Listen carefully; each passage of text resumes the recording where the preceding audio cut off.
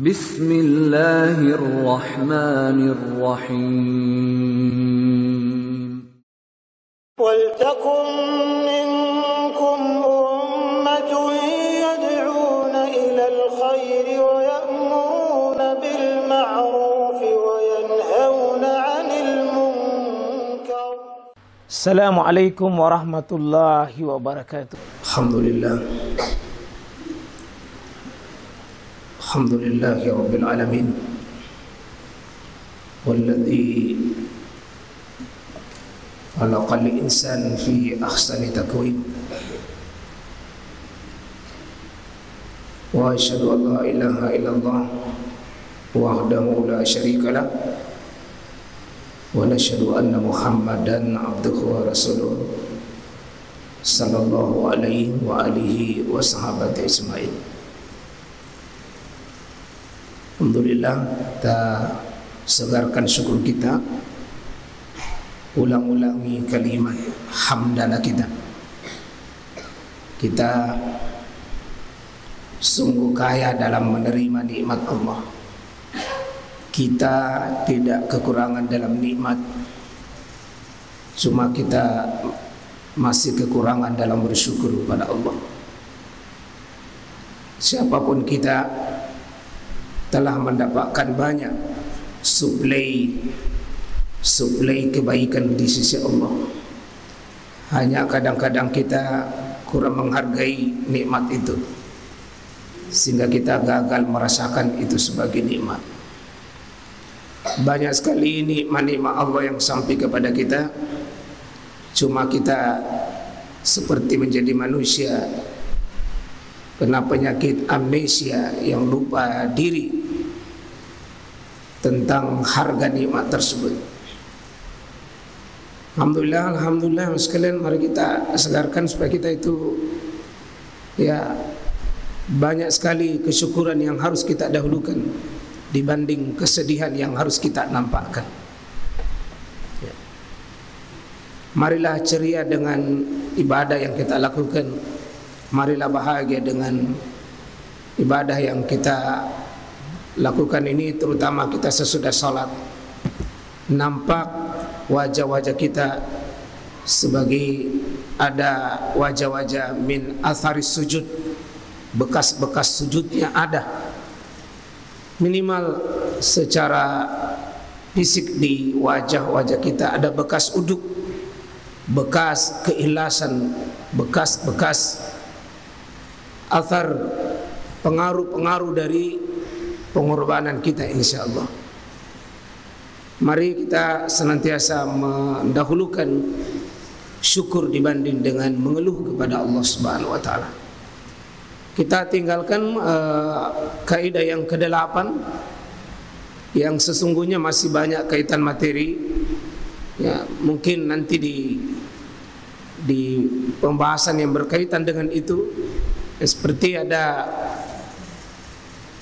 kami sudah tulis ada 13 amalan orang lain itu bermanfaat untuk orang lain, dan itu disepakati oleh ulama. Namun saya sudah letakkan tulisan itu di bab ma yanfa'ul mayyit ba'dal maut, apa yang bermanfaat kepada si mayit sesudah kematiannya. Itu nanti di kajian kitab fikih jenazah. Di fikih jenazah akan ada pembahasan itu, sehingga kami tidak bahas di sini. Ini terlalu masih banyak poin yang kita mau dapat di tadabbur Al-Quran, mendekatkan diri, mengambil pesan-pesan Quran lewat kawaidul Quraniyah ini, pesan-pesan lewat kaidah-kaidah Quran yang terdiri 50, sehingga penulisnya menyebut kawaidul hamsin. 50 kita baru masuk ke yang ke-9 ini.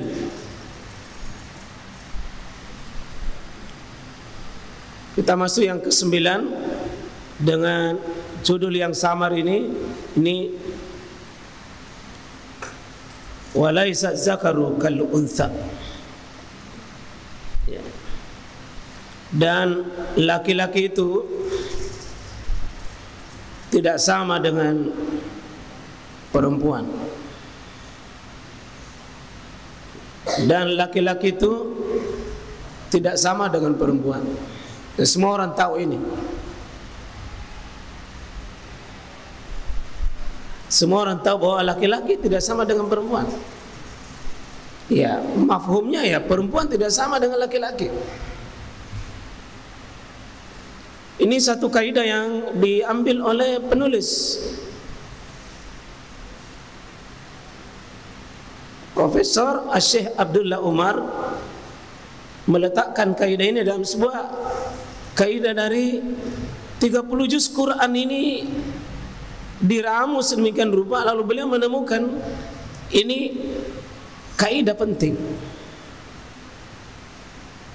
bahwa walaisa zakaru kal unsa, walaisa zakaru kal unsa, dan laki-laki itu tidak sama dengan perempuan. Tentu kita nanti pembahasan ini tidak sekedar memahami secara fisik bahwa laki-laki berbeda dengan perempuan sebagaimana faktanya, karena nanti akan ada kaidah ya orang tua tidak sama dengan anak.